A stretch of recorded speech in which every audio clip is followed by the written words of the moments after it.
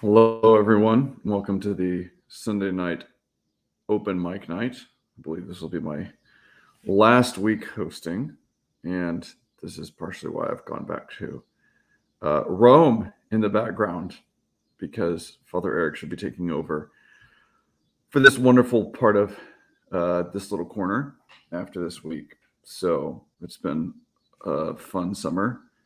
I know I'm on half an hour earlier than I think most people expect me to be on. So I'm just going to hang out here while I wait for other people to show up because this is not about me. This is about giving a space for other people to talk, which is funny that I'm saying that when no one is listening to me. So it's the end of July here in Arkansas. It's really hot, as I know that it is in other places. It's very hot here. It's not more hot than it usually is this time of year, but that doesn't make it not hot. And everything is slowing down, and it's the time for crepe myrtles in bloom and lots and lots of cicadas in the air, and the grass slowing down because everything is so dry. And just those first little hints that fall is coming, that fall is finally going to get here, and that there's something on the other side of all the heat. Although, honestly, we probably still have another 6 to 8 weeks at least of really high temperatures, because that's the way that things usually go here. So, yeah, we're just waiting it out. It's kind of like I feel like the end of July is kind of like the Groundhog Day of summer, where you're like, I know that we've got a ways to go, but the end is coming, and at some point it's going to be cold, and at some point I'm actually going to miss the heat. So like, get it in now while you can, because it's going to change. So you should enjoy the heat while you have it, because the heat, like the cold, has its own particular delights if you can see them, which is kind of like the whole game when it comes to things of life, which is that most of life you can't fix or change. So what are you going to do about it? And a lot of it is to give thanks. And so, like, if you can figure out how to give thanks for both the heat in the summer and the cold in the winter, you're in a good spot. Like, that's a pretty good place to be. So it's going to be funny if I hang out here for 30 minutes and no one else wants to come and hang out. And I'll just make sure I'm actually broadcasting to Randos United. Excellent. I am. Yeah. So there's that. It's hot. It's August. It's dry. It's not as dry as it's been in years past. End of July, not the end of August. End of July. Last year in July, we had a drought that was so bad that the roadsides were burning all over. You drive down the interstate and it'd just be like black patches, 5 or 6 or 7 black patches every mile where it had burned. It was really weird when it finally rained, because when everything's dry and it burns, it doesn't look that different. And then when everything around here, if even in a severe drought, if you get a rain in a day or two, it's already green again. And so it's very strange to see, everything's so dry, and then when it rains, then you see all the burns. The burns just, they come out so clearly and obviously. So, yeah, I'll be interested to see what other people have got going on.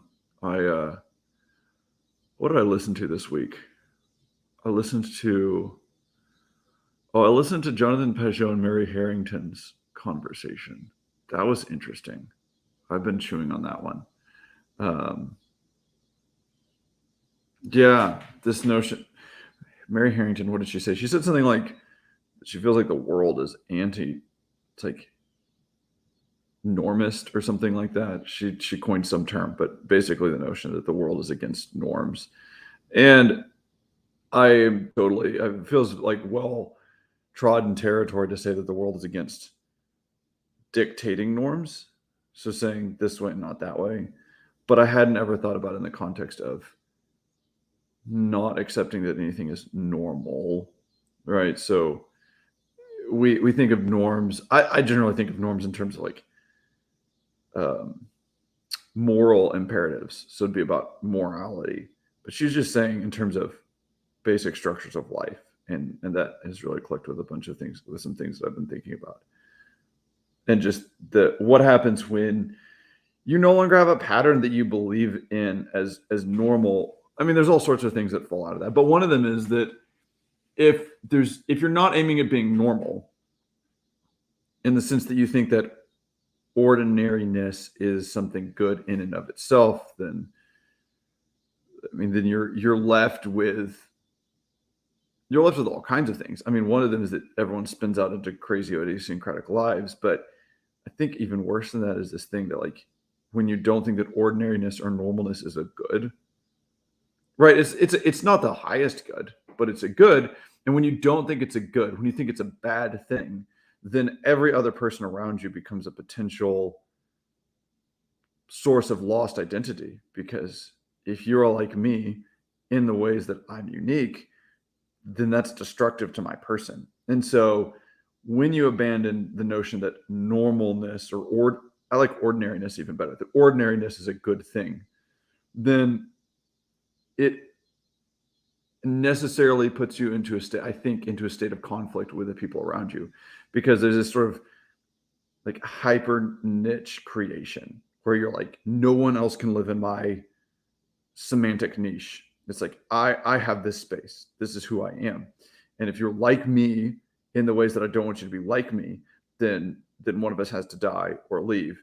And so it's inherently isolating, rather than when normalness isn't seen as a bad thing, then that becomes normalness is something like the baseline human communion or something like that. I don't know. It's like, I think about times where when I work with blue collar guys, and there's something normal in that environment where we all know the job, right? Or we all know things about it. And then becomes this means of commerce between people who are actually radically different in many ways. I'm very different from many of the people around here. And when you're in context like that, then it's not people don't look at me and think, oh, it's good that Ted's different from me. Like, it's weird that Ted's different. And so the normalcy in that sense, and the ordinariness, the fact that I have this shared knowledge becomes, and like all kinds of shared knowledge, I mean, however you want to split up that knowledge, it becomes the means of communion between us, and so we're able to talk to each other. And I mean, this is obviously the case in language, right? Where, look, not to beat the dead horse that is the pronoun thing, but when you start making language idiosyncratic and personal, that's when it stops being language. Because if words aren't in some sense referring to the common experienced reality around us, the common phenomenology, then they don't work as words. And so if you say, you can't look at me and know how to refer to me, you're not allowed to do that. You have to wait until I tell you. It's like, how does that work? You people start being scared of talking. That's what it is. And maybe that's the point. I don't know. I don't want to be too conspiratorial, but you see this break when normalness breaks down, then you stop being able to communicate with people, because you don't know how to. You don't know when you're going to get bitten or burned or thrown in prison or whatever. And the opposite of that is manners, I think, actually. It's like courtesy and manners is the opposite of that. Because what do manners allow you to do? Manners allow you to know how to act rightly towards someone on the level of social interactions. So say you're in a society in which manners exist and people dress normally. Right now, that doesn't mean they all dress the same. There's all sorts of different normal ways that people can dress. But if you dress normally, then I can look at you and I can know certain things about you, like how to refer to you, what words to use towards you, how to speak to you, how to hold my body around you, all of these things. And then communication becomes possible between us. Whereas if normalcy is viewed as a negative, is something that needs to be gotten rid of, torn down, removed, denied, attacked, then you're breaking down the possibility of commons. And then I think what you end up with is basically the internet, which is something like the people that can interact with are the ones who have drilled into some sort of hyper specific realm of honestly like cultural esotericism, right? So, oh, it's this, you're really into this particular anime show, or I don't know, Kubota tractors, or fringe gender politics, or any of these things where it's like those aren't normal things to be interested in usually. And so because the things that you can talk about are not normal, you can't find them around you.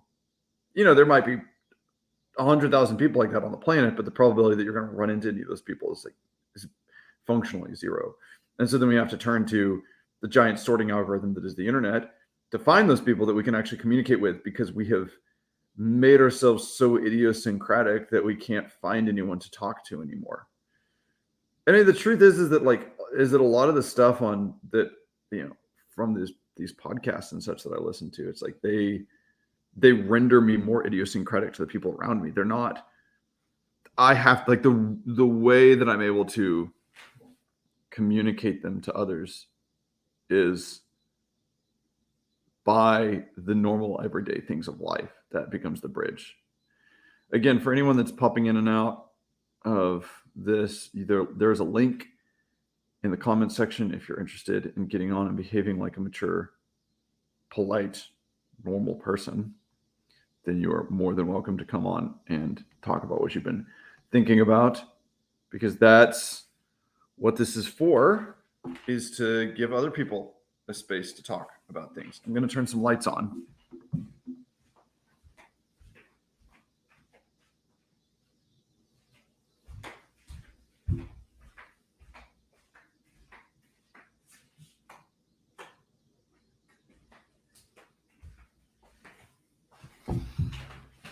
I think I really should have brought my banjo this evening so that I didn't have to monologue the whole time while I'm here, which is, again, monologuing is not the point of the open mic night. That's exactly what the open mic night is not supposed to be. It's not supposed to be a monologue. It's supposed to be a space for other people that communicate, I suppose, with their shared normalcy, their shared language, all of those things that allow us to actually bridge that gap between each other, share a common world, which is a lot better than just being totally isolated. But you have to accept, manners, normalcy, the notion that there's something that we're all aiming at together. And those, again, what's interesting about that is that those don't have to be like, those things that you're aiming at don't actually have to be very, in like Pageauian language, high up. Like you don't have to aim that high to have something in common. And now, again, like the question of, can you have long-term shared normal, shared ordinary, if to a large degree you're not all aiming at, you don't have like something like the same religion. I mean, there's a couple of, I can think of, I guess like the Indian caste system was something like, how do you have people cohere in a society that aren't aiming at the same thing? But even that, I mean, that's not an example that we really want to look at and say, yeah, that's definitely how we can have a pluralistic society. But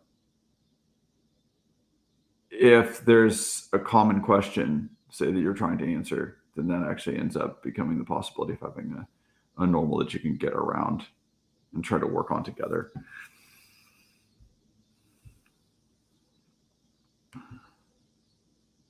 Yeah, it's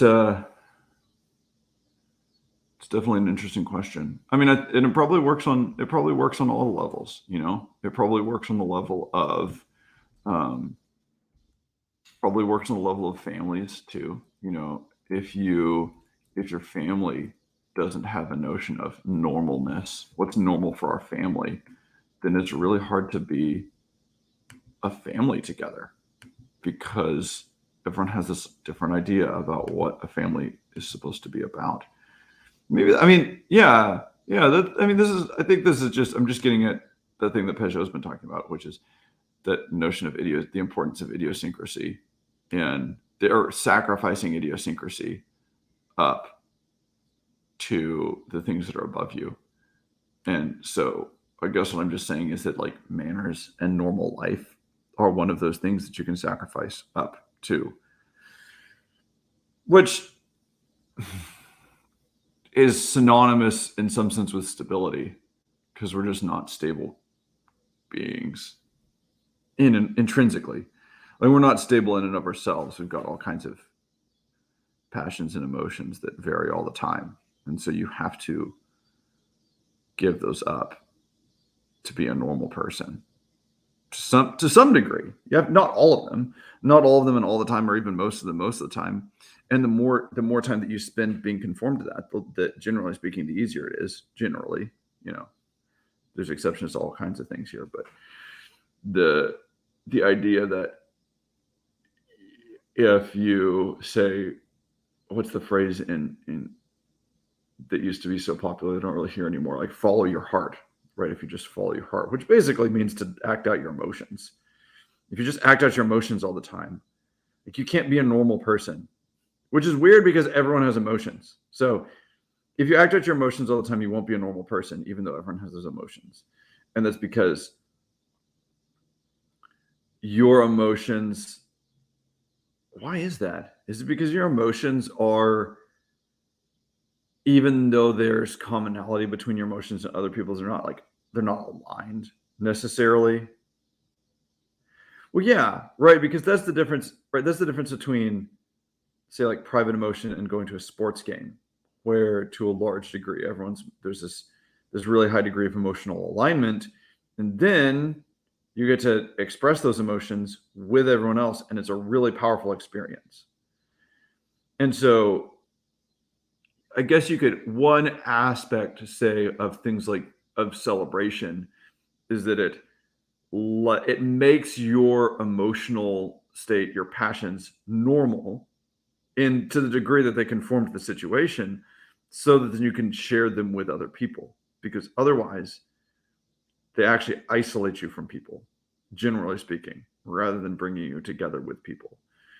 And that might be, normal person is a pretty loaded term, I know, but look, this is the thing about normal person. This is Mary Harrington's point, which is what I'm kind of musing on, because I'm here by myself and I'm being idiosyncratic because I'm here by myself and people aren't pushing back on me. Her point is that the whole world believes that normal person is a pretty loaded term. But if you don't believe that there is some meaning to the phrase normal person, society will fall apart. That's just, I just think that's true, because the alternative to normal person is not an authentic person, it's an idiosyncratic person, right? There's all sorts of different opposites. Because the whole notion of, say, an authentic person or an original person isn't like a real thing, because generally when we think of being authentic or whatever these things are, what we really mean is everyone around me thinks everything that I think or feel is interesting. And it isn't true. It's just not true. I mean, maybe 1 in a million people, but almost everyone, most of what they think and do is kind of irrelevant to other people to a large degree. And that's not bad. It's not bad that a lot of your life is internal and private. It just means that it's not for everyone. And so then how do you communicate with people? And that's something like being a well-mannered person, in the sense that think of manner meaning like way, right? It's the ways to do things, right? Like he had a strange manner of loading the dishwasher, right? It's the way that he loaded the dishwasher.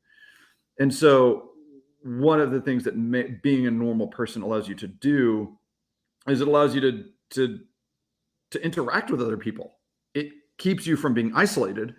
And the degree to which you're, say, well-mannered is the degree to which you can actually have some degree of relation with any other person.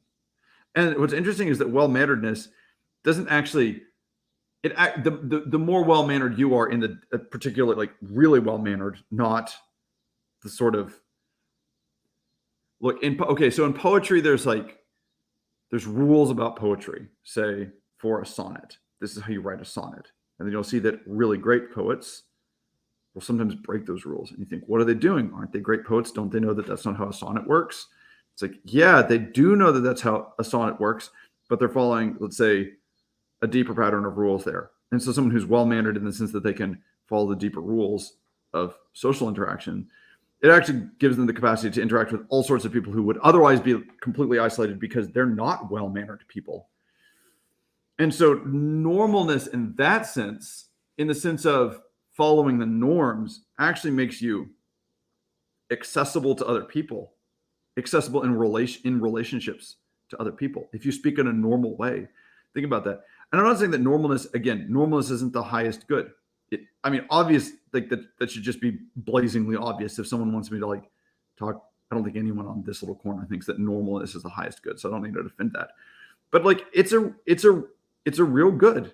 It's a very real good, and it's the way that normalness in that sense is the way that communities hold together, and the way that you can meet people and talk to people and not feel.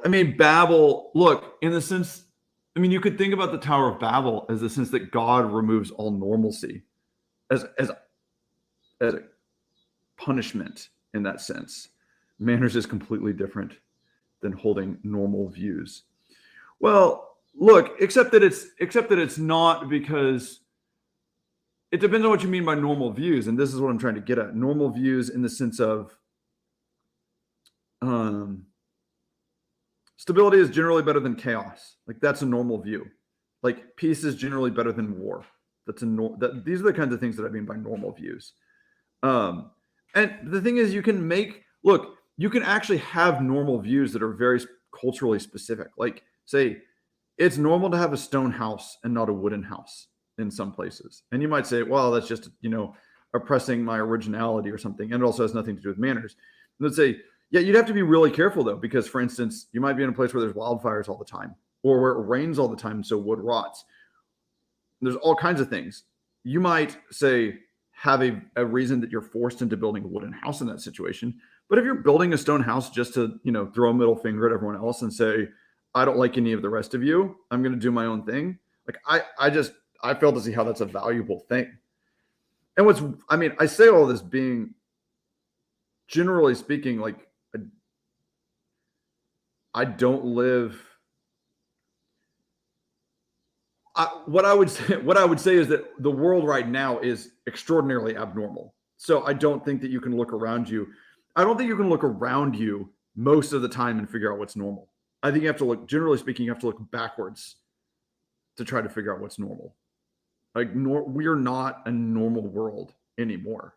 That's part of why we generally feel so crazy and isolated and all sorts of other things, is because we don't live in a normal world anymore. Our world is actually extremely abnormal. And this is what people like Wendell Berry are trying to get at, I think, with this notion of human scale life, right? Where, it's easy to criticize. Normalness is easy to criticize. It's easy to say, yeah, well, you're just, standing in this position, and I can see around what you're saying, and I can throw this sort of postmodern acid on it and eat it all away. And there's really nothing behind that. And you can't defend any of those statements. But part of the problem is that doesn't get you anywhere. And also presupposes that we can understand everything that's worth knowing. And I also disagree with that. I think there's many things that are worth knowing that we can't understand, that we have to accept. And this notion that I've been getting out of natural faith or something like that for a long time, which is this sort of faith that the things that we've been given are going to work out in the right way. And it's that's not like a rubric. It's not an epistemological rubric.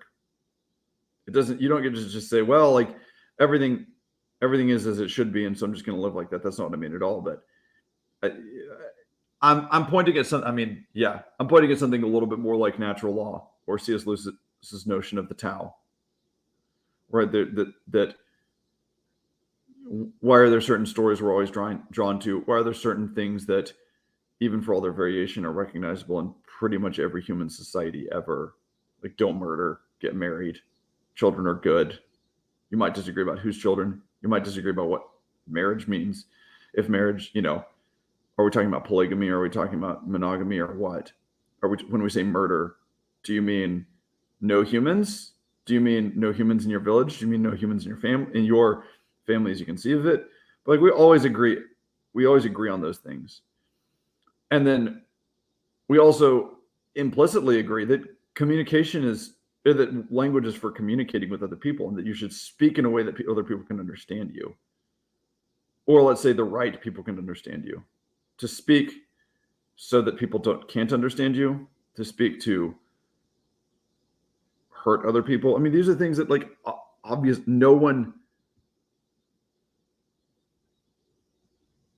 those just aren't things that people believe.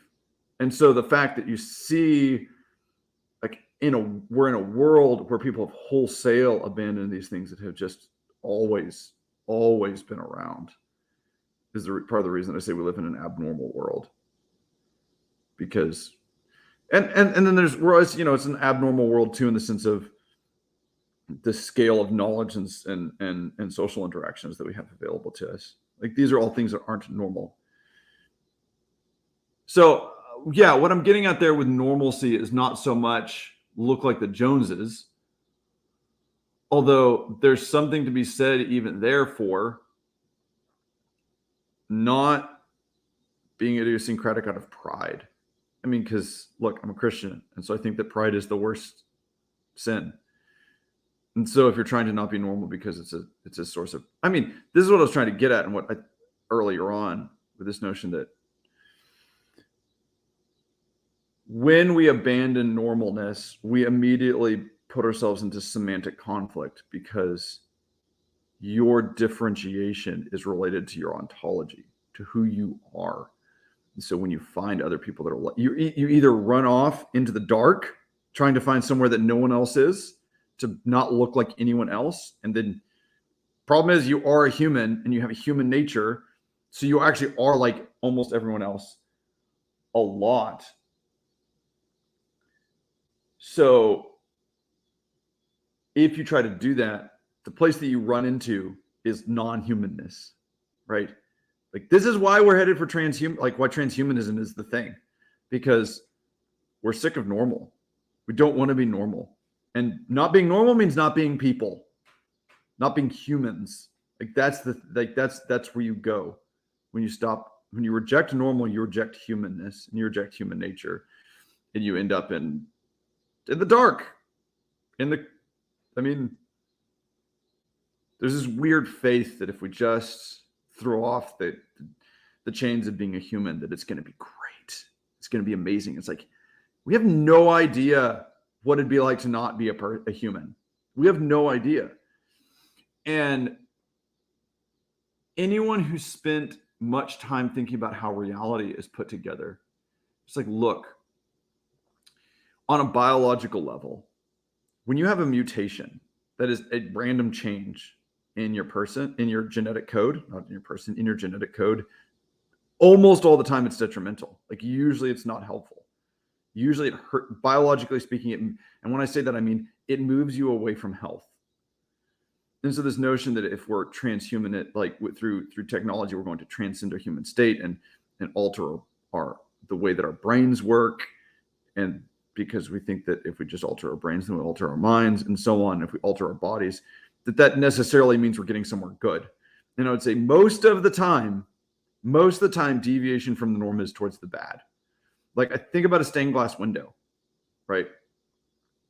If you leave it alone, it'll sit there for like 1,000 years or more. But if you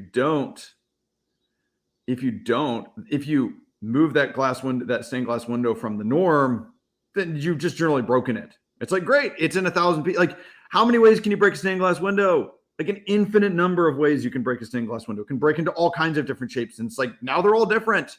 They don't look like those other stained glass windows. It's like, great. Yeah, but it's also just broken stained glass, broken colored glass on the ground.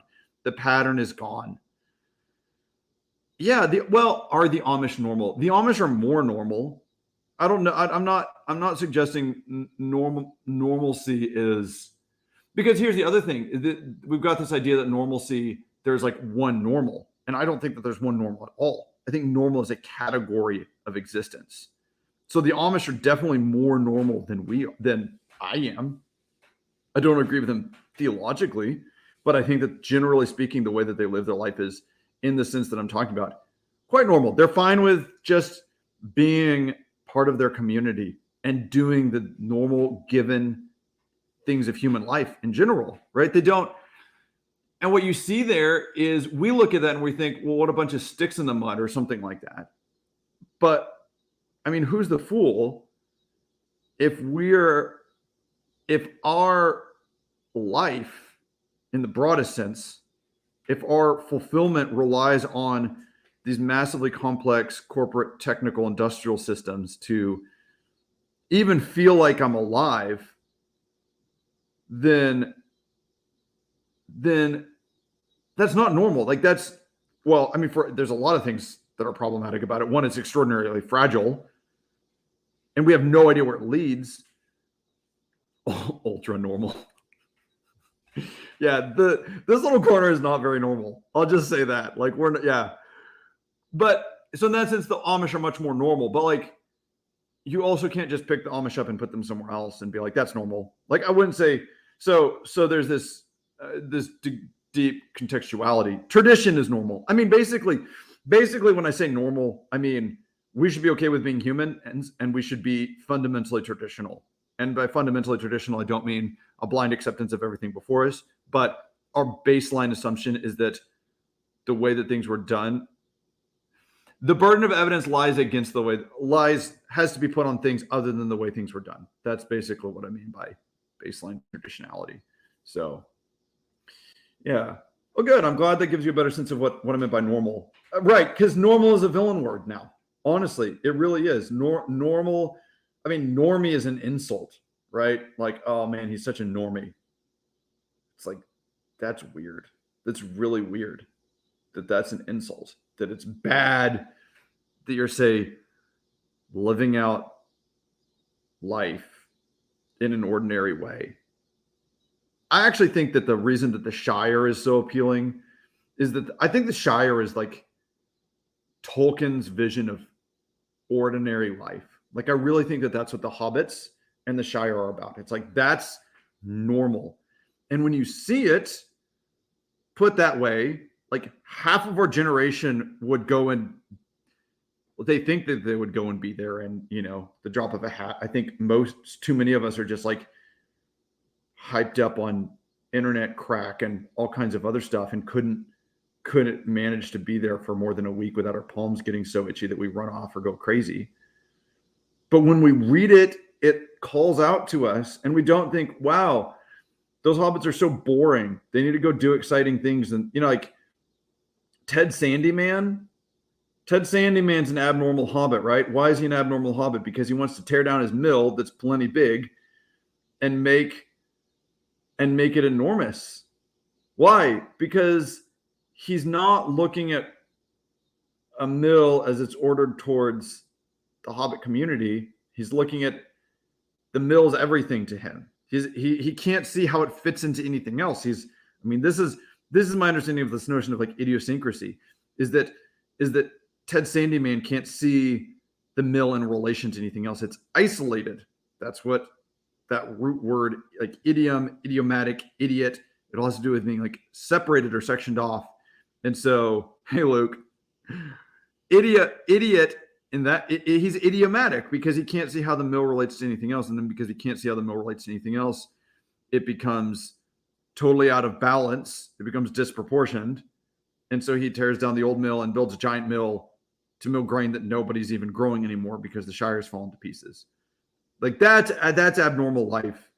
And I look at the world around us, and I think, we've been able to, on an industrial level, we've been able to produce enough material for normal human life for everyone on the planet for a long time.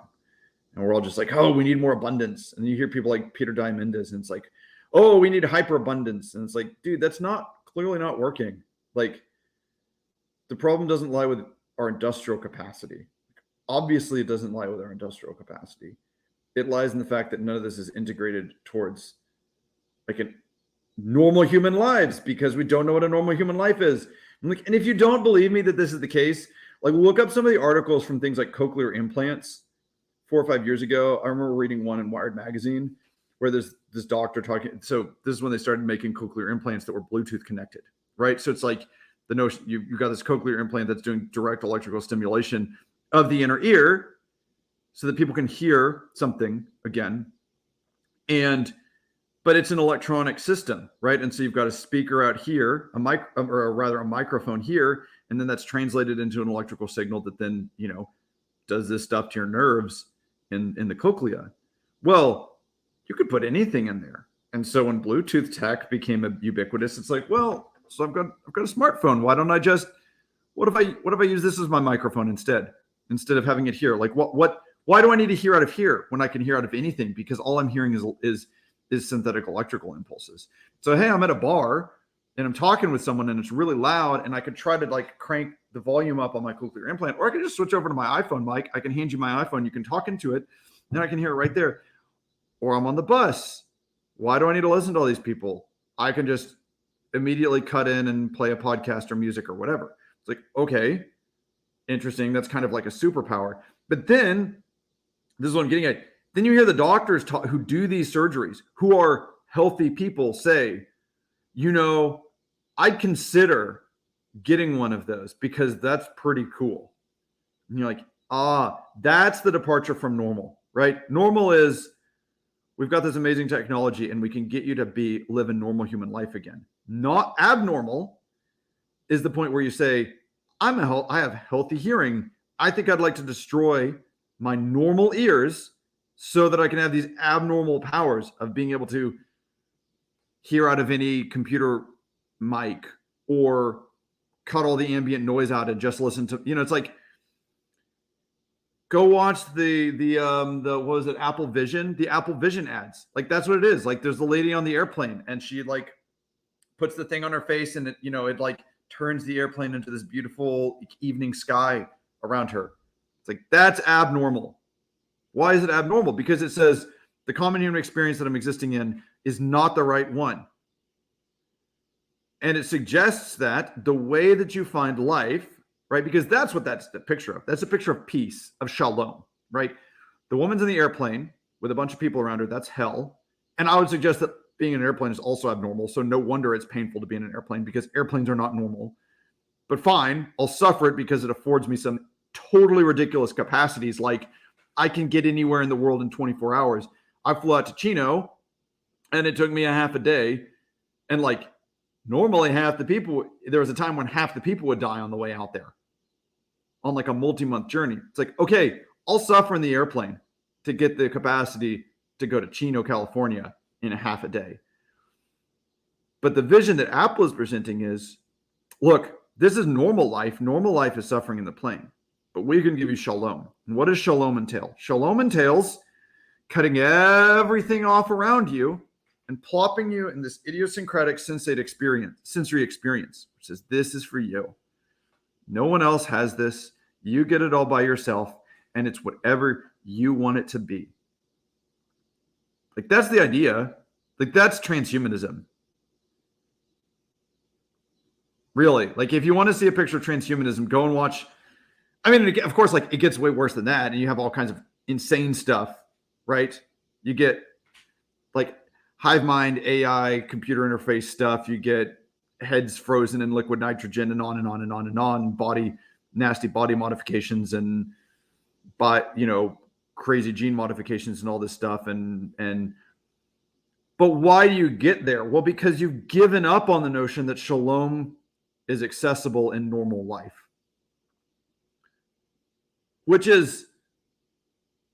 that's what the warlocks and the wizards were saying back in the Renaissance. Yeah, not satisfied with the way things are down here. Just change, we could change it up, turn that gold into lead, Fix things up, make it real nice. There's that great line and that great part in Luke. If you're still on, you'll probably love this in Paralandra, where Ransom is eating those berries, and like most of them taste good, and then every once in a while he finds the one with a red inside. Oh, and they taste like so good. They're like 10 times better than the regular ones. And he like starts to break them open to see, is it a red? I mean, they're delicious.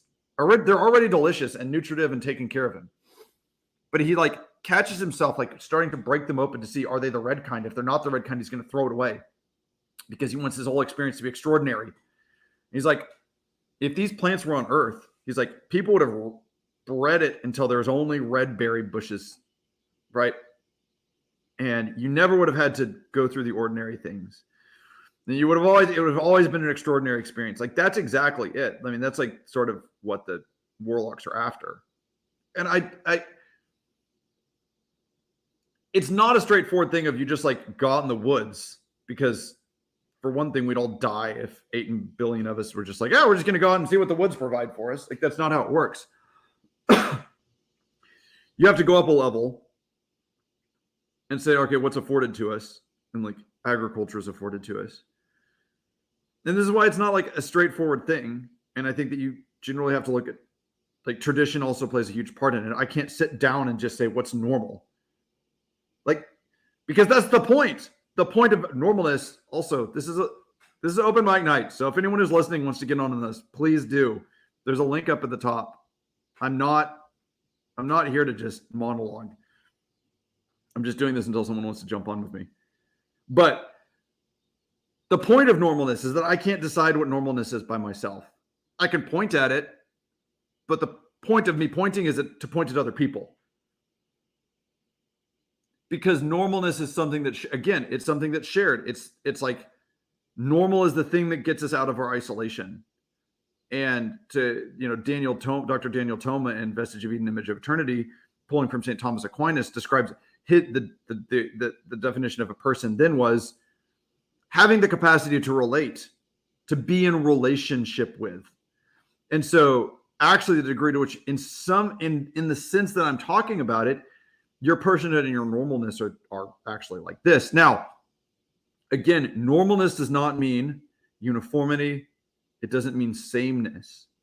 You can actually be like, this is like the joke about someone being abnormally normal, right? It's like, wow, he's so normal. It's abnormal how normal he is. Yeah, because we like variation. Variation is intrinsic. But this is the difference between variation and novelty, which is a huge, huge distinction. Like, we're a world that's gone crazy on novelty, when we really should be happy with trying to seek satisfaction in variety. Life is incredibly varied, but it's also cyclical and repeating and normal. And so if you give up on normalness, all you've got is novelty. And you can do the math on novelty and figure out why pursuing novelty as such is a really bad idea. Because where do you go with the novelty? You go to the fringe. And then what happens to the fringe is that the fringe becomes the normal. And then where do you go? You go to the fringe of the fringe. It's like, you don't have to do that very many times before everything falls apart. For one thing, because the normal actually bears a connection to reality. So you're like, normal cooking. Or what was normal cooking? Normal cooking was you cooked the food that you had. Okay? So you might have elites who had really fancy dishes, the aristocracy who had the resources to do crazy stuff. But like normal food, if you look at normal food in the sense of what did people eat, you can find out all kinds of things about the climate patterns, the amount of rainfall in the area, the amount of how many trees grow there, how quickly the trees grow there, what kind of work those people did, things about human genetics. That's just on the material level. That's not, there's all sorts of other levels. But my point is that normalness is not arbitrary. Normalness is a deep connection with how reality is ordered. And so the problem there with rejecting normal is that you have no guarantee there's some other equivalently healthy relationship to reality. There's no guarantee of that at all. And honestly, most of those normal patterns of life came out of people dying if they didn't do the normal thing. So it's like, okay, well, on a basic survival level, and right now I'm in, this is the point Peterson's been making for years. It's like, why should we all fundamentally be Peterson's point that Darwinianism should fundamentally lead people to be traditionalists is just bizarre. Like, that is a weird point. I also completely agree with him. I mean, think about that.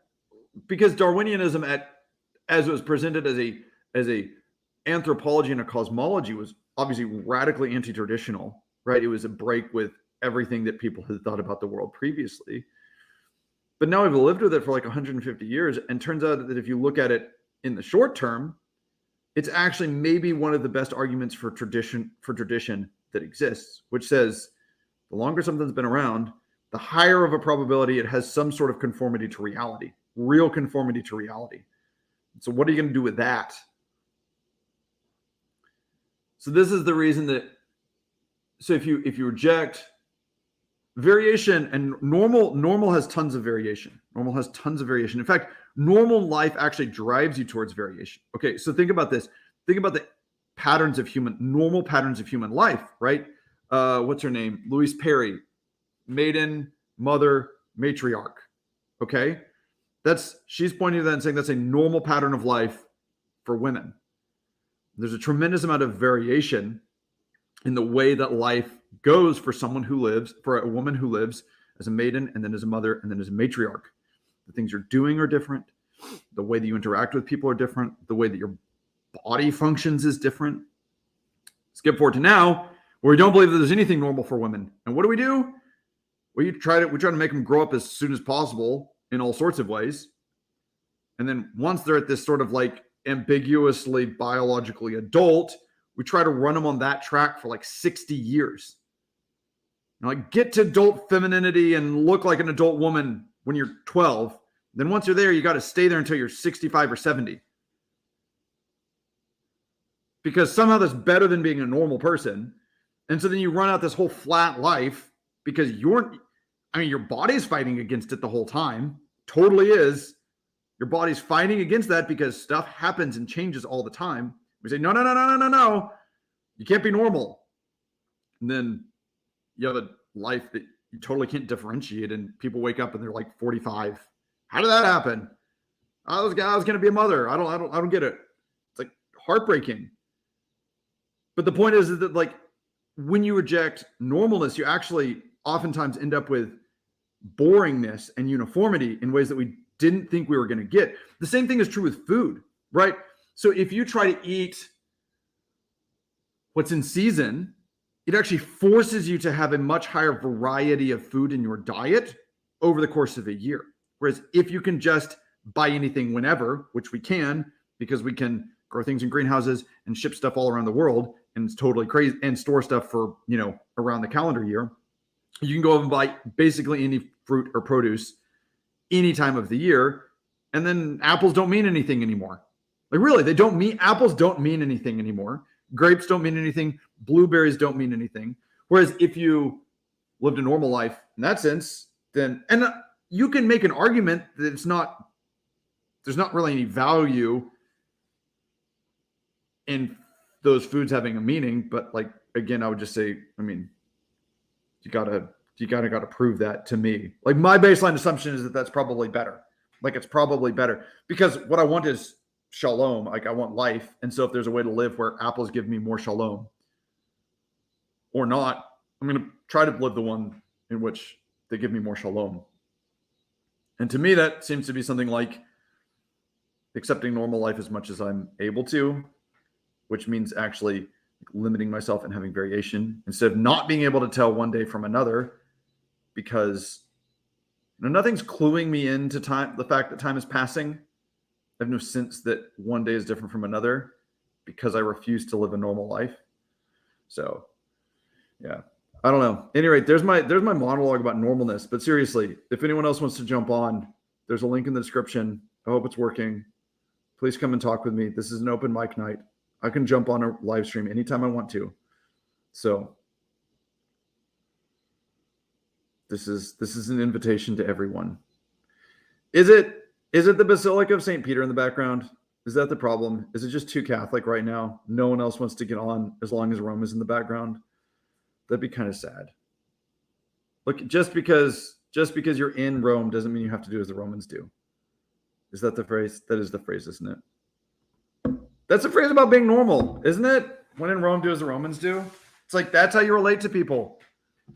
But when you're in Rome, act like a Roman, right? Doesn't help to show up in Rome and insist on speaking Quechua because you're so idiosyncratic that you refuse to speak in the common language. It's like, great. Link. Mark, it's up at the top. Do you see it? I'll post it again. Bub Elvis is. I've never known if Bub Elvis is Bub Elvis or Bubble Elvis, which are very different things in my mind. Yeah, it's just interesting. Yeah, all that's very interesting to me. And Mark, I mean, hey, did you get it? I just posted it again. Do you see it? Should be right under Bub Elvis. Can anyone else see the link? It's Bubblefish. Oh. Bubblefish. I don't get it. Bubble no. Bubblevis? No. I don't know. At any rate, Mark, did you see the new link? I dropped it in the chat again. I don't know if that's working for you. Oh, that's how the Dutch write bubblefish. Oh, cool. Is a bubblefish like a puffer fish? The ones covered in spines that inflate themselves? Mark. Hey, Ted. How you doing? Good, man. I didn't expect that my last open mic night would just be me monologuing for an hour. Are you back done from traveling? No, my friend. I am in the middle of traveling. Oh, my goodness. I am literally in the car driving home. I just got into North Carolina. I got a ways to go. Oh, my goodness. Well, nothing like a phone call to make time pass. So I didn't realize you started early. I did. I'm super exhausted. I'm pretty tired, and I have a really early start to a long day tomorrow. So I just decided to start early. I'm glad I didn't. I was actually thinking about asking you to run this. I'm glad I did because you wouldn't have been able to. So I wouldn't have been able to. I'm just Father Eric's leaving DC tomorrow morning. Yeah, I just left obviously earlier today. Oh, nice. So there's no one to run these streams without you, buddy. Yeah. So you went to the DC conference? Is that right? Not good, Mark. Oh, I lost you for a second, Mark. You there? Yeah. Yeah. I was there. What'd you think about it? Was it good? I'm here. I can hear you. Yeah. No, I was asking what you thought of the conference, the DC conference. We're having some problems here. Mark, I'm not getting. I figured it wouldn't go that smoothly. Yeah. I'm not getting through to you at all. You're coming through. No, yeah. You can't hear me? No, I can hear you. Yeah, I can hear you just fine. If you can hear me, I was just asking you how the DC conference was. The DC conference was good. It was really interesting. I learned a lot there. There's going to be a video coming out from Vanderklay, an after report, because he did one of those. And the place is gorgeous that we were at. The monastery that we were at was absolutely gorgeous. And there was singing, and I realized in the singing, I was like, oh no, this is the answer. Like this is the antidote to conversation. Just sing together, okay? Don't talk about anything. Don't talk to other people. Just sing together. It'll be fine. It'll all be fine. Sing together, share a meal, go fishing, don't talk, everything will be great. But I liked your normal, because I like what you said, that being a normie has become an insult. It's like, it's such a good insight, Ted. It's like, wow, I just feel like I'm getting all this great information lately, because that's a really insightful and obvious. It's so obvious, right? Like, yeah, of course normies are stupid, useless. That's an insult. Of course it is. I was like, wait a minute, what did you just say? Like, that's not, you shouldn't say that. That's not good. What's wrong with you? Yeah. No, it's there's a great antidote. There's a great antidote for that, and that's going and talking to like people who take care of the sewer and the trash, and realize that they're all normies. And you're like, oh yeah, I really need those normies, like really bad. I need those normies. Exactly. Yeah. Well, no, and one of the interesting things. Sorry, one of the interesting things. I dropped this bomb. Right, I did this. Oh, it's time for a nuclear weapon, cognitive nuclear weapon from Mark. Right. Mm-hmm. So I noticed in the conference, I'm like, you guys are all talking about a single person's individual relationship to one other thing. And I'm like, but it's community and culture. And so those are non-individualistic things by default. By default. And, yes. Right. Yeah. Right. And I look, I'm very open to, maybe this is a problem of language. Because I haven't thought about it. It could be a problem of language, but I don't think so. I think it's a problem of how we're talking. Yeah. But where everybody was talking about, well, you and poetry, you and, and the relationship to your church, you and relationship. It's like, okay, but when we're talking about community and culture, we're talking about groups of people and their relationship to each other and their relationship to something else, the world, the church, the space around them, right? We kind of throw around community, right? But there's some communities are not about the neighborhood you live in, right? Yeah. Or your homeowners association, right? Yeah. Like some communities are about like the space online that we all inhabit, where we talk about stupid things because we're all too overthinky talky. That's hypothetical. That's hypothetical. I'm not talking about anything real. That's not pointing any fingers at anyone or anything, is it, Mark? No. It's a hypothetical. It's a fantasy of mine. Right. So that was one of my observations, and I kind of dropped that. And Michael Martin, and I really like Mike. I really enjoyed meeting Michael Martin. I've been waiting for a while just to be in person with him, and I really enjoyed, because he did the guitar playing and the sing along stuff. But he had a great answer for that. And he was the only one of the panel that had an answer at all. And I dropped it as a rhetorical question, right? And opened it up to anybody in the panel, obviously. But his answer was, well, we used to celebrate, at my house, we used to celebrate things like May Day and other sort of, celebrations in the calendar. He said, but then a couple of years ago, I think he said, we opened it up to everybody. And the next thing you know, we got like 60 people showing up to my house to celebrate May Day. Like, whoa, that's a hell of an answer. Yeah. Right? That's the answer. There's community and culture right there. Yeah. And, maybe it's not a viable answer for most people or something. He's got a farm, blah, blah, blah. But like, that's the answer. And that launched us into a later discussion about the lack of celebration, because basically, the Protestants did away with celebration, those bastards. So, there's a there. Like, we need celebration to build community and to have a culture.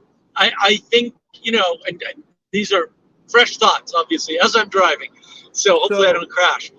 So that to me was the seminal moment, was that realization on my part. Yeah. So Mark, if I shared this insight with you that I got from a friend of mine, it's just interesting in terms of what you're talking about. He teaches, he's the guy who teaches farm scale butchery, like old traditional farm scale butchery. But him and his wife were talking about community And he did it's one of these things where he's like, yeah, everyone assumes that the etymology of community is calm with unity, like to be together with unity. He's like, it's calm munis. It's with walls. The community is the thing that has walls. It's the people who are walled in together. Wow. Oh, that's huge. Yeah. That's huge. We could have used that at the conference, Ted. We needed you, buddy. We needed you. No, so when you think about, like, I mean, because the oldest, well, it's funny. Okay, so first of all, your description of just shut up, sing some songs, and share a meal together. And I'm like, yeah, that's what the monks have been doing for the last 1,600 years. Right. They're like, they sing well, together. And that's the ideal. That's the ideal. And also we lost the ideal, right? We lost the monasteries completely. Right. Mark, I've been on this for like a year now at least, where I'm like, everyone needs to live near a monastery, because if you can't see the monastery, you don't know what to aim at. Yeah. Okay. I'm there. I'm already there. Yeah. Because you're like, right beside you. You're like, what are they doing? You're like, they're acting it out for all of us to see. And like the East, like, yeah. And I mean, even the early Eastern, the Eastern Church Fathers, I hear stuff like the family should be a small monastery, or asceticism is the monasticism of the heart. Right. And the monastery, that's the normal you were talking about earlier. Yes. The monastery is living the most normal possible life that the most people, even the unhealthy and infirm, actually have in common. Yes. Mark, that is great. Thank you. Yes. The monasteries, if we're healthy, we will see the monasteries as the most normal place in the world. You're thanking me. You're the one that came up with the normalcy thing. Thank you. Thank Mary Harrington. It's like, come on, this is such a weird world where I'm like getting all this like fantastic insight about normal life from Mary Harrington and everyone and everything that she is. I'm just like, this is great. I'm so glad. In the conference, my insight at the conference plus your talk on normal, right? And what you got from Mary Harrington, and then bang. Yeah. No, and what's amazing to me, look, Mark, this is one of the things, the other thing that I've been thinking for a long time now is I'm like, you look at the way that the things that the sort of insane technocratic consumerist world holds up as like, this is how we should be living, right? This is what will make us happy. Okay. And like the thing that I think over and over is if there's one happy monk, the whole thing is a lie. If you can find really, like if you, look, Mark, they take vows of poverty, so they don't have any wealth. Yep. Chastity, so they're not sleeping with anyone. Right. And obedience, they have no personal autonomy. Right. That's the thing that everyone's being sold on. And I'm like, if you can find a happy monk, the whole thing's a lie, because that's not the only way to be happy. But that shouldn't be the goal either. I mean, the big problem for me is, I totally agree. If happiness isn't the goal, but here's the problem, Ted. If happiness isn't the goal, if that's not the right answer, let's suppose happiness isn't the right answer, which, you and I are like, yeah, happiness is definitely not the right answer. What the hell is the right answer? Because we don't have the alternative answer. I mean, I think I do. I think the answer is you want to be content. I think that's what the Stoics are on about. That's contentedness. That's what you want to be. That's the goal. And happiness is a gift. That's the thing you're grateful for. Yeah. So I've actually been mulling over this. I was just listening to a lecture from a Dominican friar on happiness, and he was one of the interesting things that the Thomists point out is that how do they put this? It's not what you need to be happy. It's what kind of person do you have to be in order to experience happiness. The Thomists are like, there isn't some external state. Happiness, in the sense that they talk about happiness, which is very different from the way that we talk about happiness, by the way. Because when they talk about happiness, it's something much more like a combination between contentedness and shalom than it is of, say, some like ecstatic pleasure or something like that. And their notion there is that it isn't about some set of circumstances. It's about an internal orientation. Like there are kinds of people that actually, you can constitute yourself in a way where you cannot be happy. Right? Right. Okay. Right. Oh yeah, that's easy. I can do that. It's easy, but also like, come on. And so yeah. So don't do that. Yeah. Because then it's like, dude, there's this part at the end of Jacques Ellul's The Technological Society that is just like this notion that it's the government's or society's responsibility to make us happy. And Ellul's point is basically like, yeah, that all sounds great until you realize that until we live in a world in which we have technology that allows us to like mess with people's brains chemically or electrically. And he's like, if the whole point is to quote unquote make people happy, he's like, the most efficient way for government to do that is not to help have healthy families, not for things to be beautiful, not for things to be well ordered. It's to inject as much happy substance into people's brain as quickly as possible. Yes. And you're like, and so it does two great things. One is that most people immediately react to that and they're like, oh no, that sounds terrible. And you're like, okay, why does it sound terrible? Explain it to me, because you'd feel happy. You'd feel great if you're sitting in your rotting slum being injected with happiness serum. It's like, why isn't that what you're after? And that's every sci-fi nightmare, dystopian nightmare. Every single one. I know. It's all of them. Well, I think Mark, because we actually all know deep down that happiness in that sense is totally the wrong goose. Like, we are absolutely after the wrong goose there. Right. And so we keep telling ourselves this story because we all know, Soma is not the answer. Happy pills are not the answer. It's like, why isn't it? It's like, and then no one else, the people who are writing the stories never have any answer for that, which is interesting because they don't. Right. Well, they're not trying to answer it. They're not trying to answer it to be fair. So like Blake 7, which, as we all know, is the greatest science fiction series of all time. There's a drink in Blake 7 that's I don't even know if they name it, but it's basically a mix of soma and adrenaline. That's what it is. Yeah. Yes. Yeah. And it's used that way. It's used as an alcohol, basically. And yeah, and you see the thing is, you've been watching sci-fi all these years and you've missed all of their references to the dystopia because you don't understand that they're actually using the technically correct names, either philosophically or religiously or scientifically correct names for chemicals that induce happiness. Yeah. And that is actually the evil that everybody's fighting. In Blake 7, the reason why they're trying to be free is they're trying to be free of the quote Federation. And what does the Federation do? The Federation is drugging the constituents to make them happy. Yep. That's what they're doing. That's what they're trying to get free from. That's also the theme in Serenity, right? Yes. Yeah. It's the same. Exactly. It's the same show. It's the same show. Yeah. No, because and this all goes back, I mean, to when we were talking earlier, like this was Lewis's whole thing in The Abolition of Man as well, right? This notion of you start doing that and that's kind of game over. I mean, in a flat ontology, it's game over, right? If there's other things at play, then it's not game over. But like, we should be really concerned about the possibility of that. And I think, honestly, like I think the thing that most of those stories miss is that we all thought that was going to be biochemical. And I think at this point, all the indications are that it's going to be digital and electrical, right?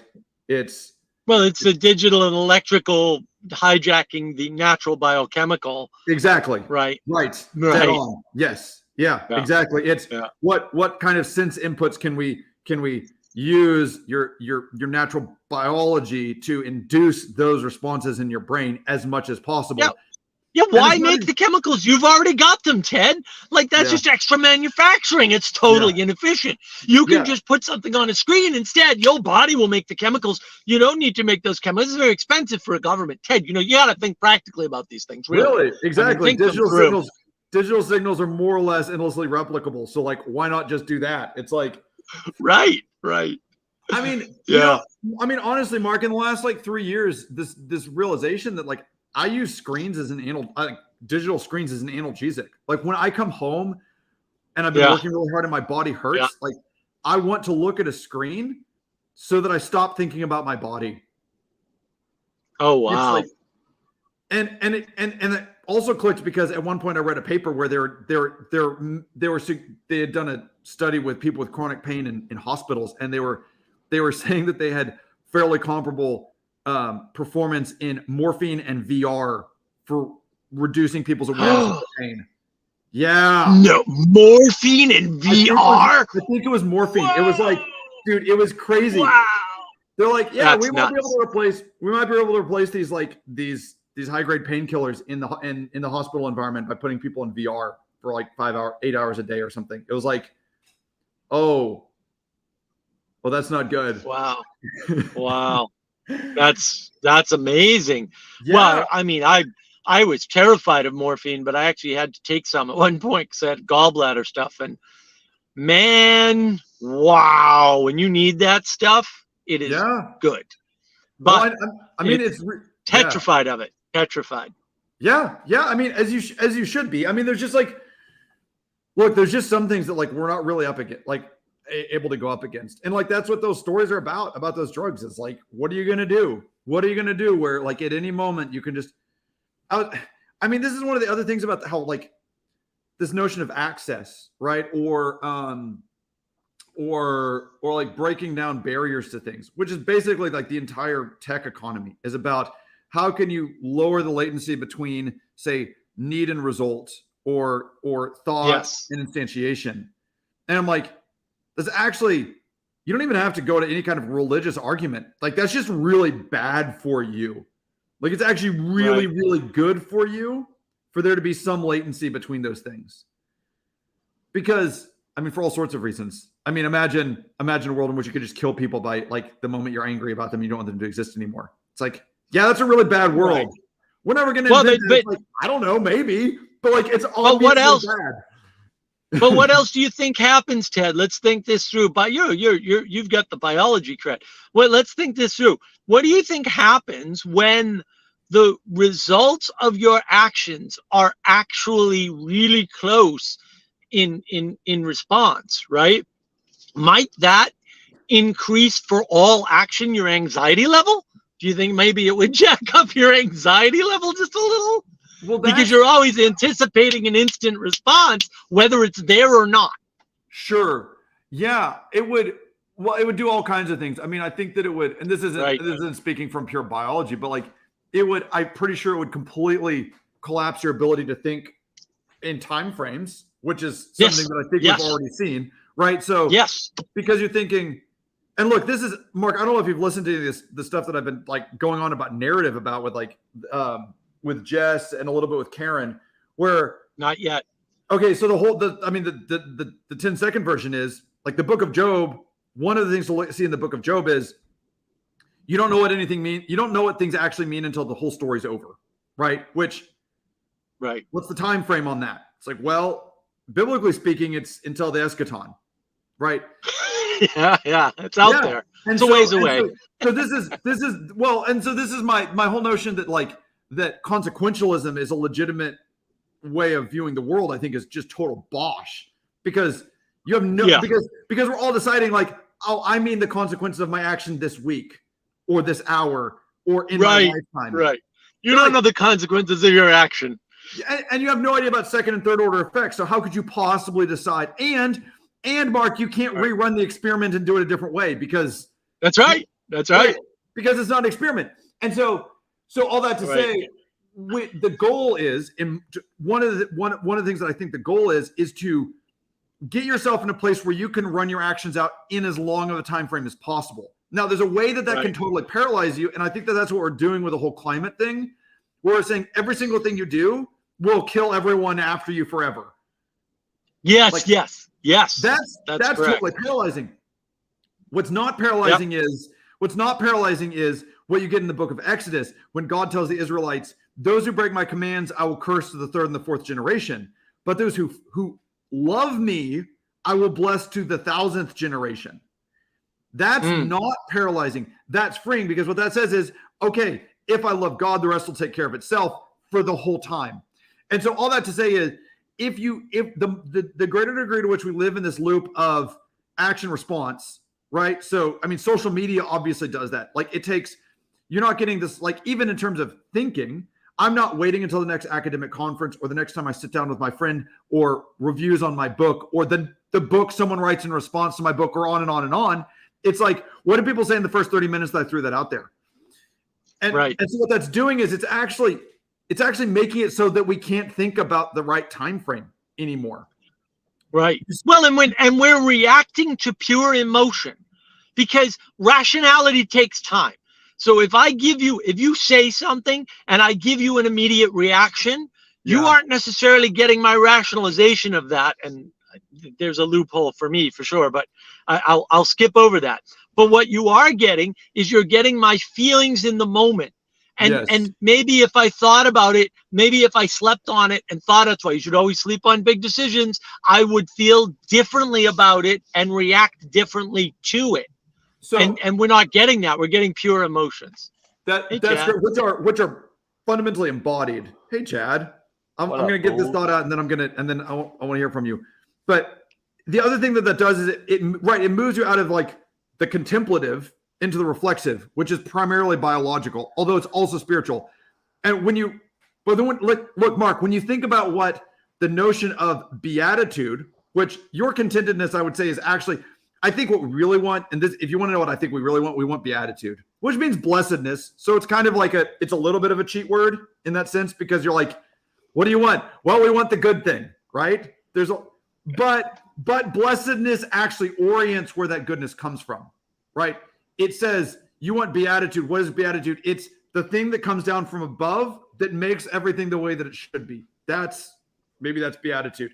Anyway, beatitude is contemplating God. And so the greater degree to which you've got that action reaction going on in your life is the degree to which you become incapable of contemplating things. And so, I mean, the problems with that are manifold, like really manifold. But anyway, Chad, welcome. Hello. What up, fools? What? Mark looks like some sort of crazy apparition with the eyes on his head, and when he's red like that and his eyes are glowing, it's just creepy as hell. That's called traffic on the highway at night. But yes, but I'm glad Mark's eyes are on his head and not somewhere else. That's true. Me too. Yes.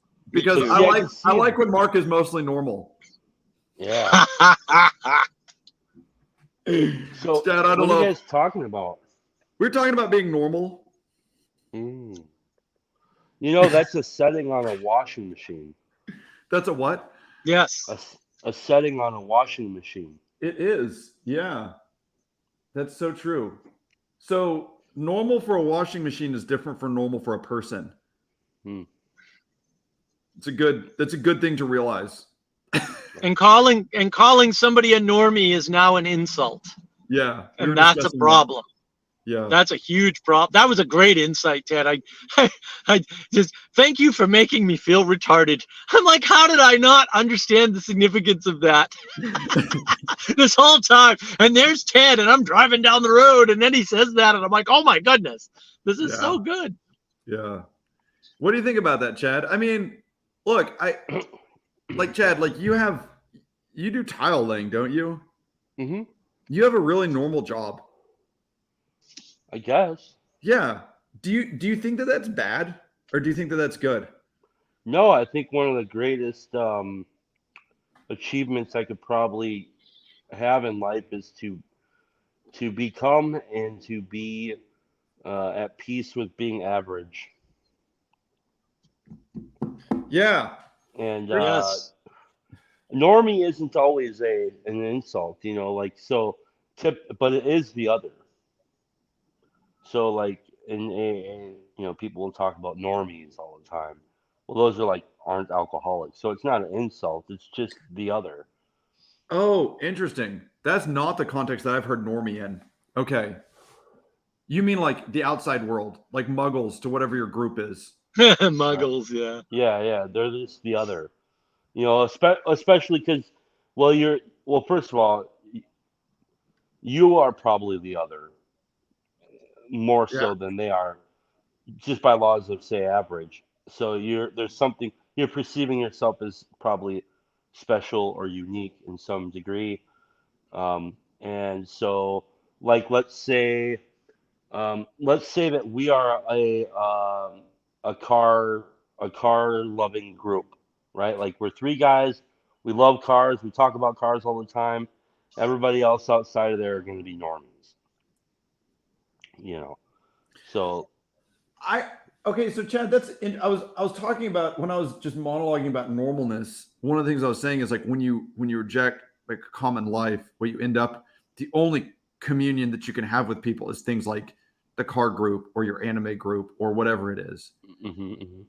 And so when you said it that way, there's something that's interesting where if you accept normal life, then you can actually enjoy the car group as the sort of enjoyable idiosyncrasy because you can also relate to people normally. Yeah. And so there's a weird thing where when you reject normalness, in some sense, you actually make everything that you can't deal with. There's like everything that you can't deal with because you're not normal anymore. And then the thing that would have been like an idiosyncratic pleasure, because idiosyncrasies can be enjoyable. Like what is Pageau's term? Spice. They're spice. Idiosyncrasies are spice, right? Mm-hmm. You don't even have spice anymore because the only people you can interact with are the people in the in-group.